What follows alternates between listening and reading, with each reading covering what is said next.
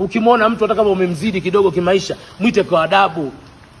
Kaenda kukaa kwenye siti, mwite mhudumu, bwana kamsalimia rafiki yangu, mimi niko hapa. Lakini eti mtu ataja ingia, kapita huko kwenye meza, umeshika nkeni yako hiyo expire mwaka 2094, unaanza oya ni wasomi nini?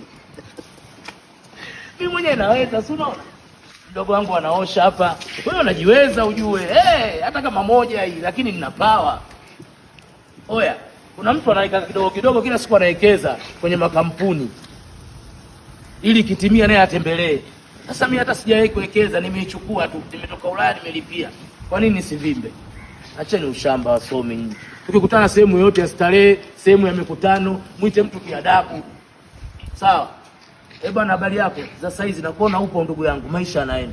Lakini wewe mtu unamuona hivi, wewe fulani, wewe nguvu hizo umezipata wapi wewe? Hebu acha bwana. Hata shambani kwako una nguvu hizo. Hebu acheni bwana wasomi. Ndio maana kila siku ugomvi wetu hauishi. Haya, unaniita hivyo kimabavu mabavu. Una ulinzi wa nyumbani kwako, wala ulinzi wa kanisani una, wala hata ulinzi wa Mungu wa mwisho una. Baadaye tu unaniita wewe njoo. Wewe tuheshimiane msomi. Ni dharau kwenye maisha. Sawa, ukimkuta mtu sehemu yoyote mrespect.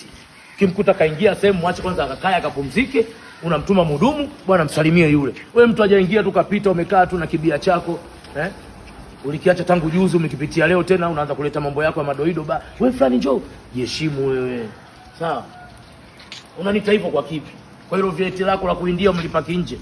Mimi naona mavieti yote ya kuindia tu, ya mtu kalipaki nje. Mimi mtu nimemuona na Cadillac, nimemuona na Lexus. Sawa bwana? Tutamuona huyu kidogo. Sasa unaendesha vieti kila mtu analo. Alafu bado unanivimbia ba. Acha bwana tuheshimiane. Unaona mimi kuna mtu anawekeza kama hii kidogo kidogo, anajinyima kula, anajiwekea mikakati, anaacha zinaa ndani ya miezi 6 ili afanikishe ndoto yake. Hii hapa milioni 45. Lakini mimi nimeinunua bila kuwekeza, bila nini, nimeagiza kutoka Ulaya nimelipa. Kwa hiyo tuheshimiane. Sawa? Kuna mtu kama yeye mko naye ofisi moja, anawekeza kidogo kidogo, kila siku analeta 500,000, 50,000, 100,000. Anajiwekea katika ndoto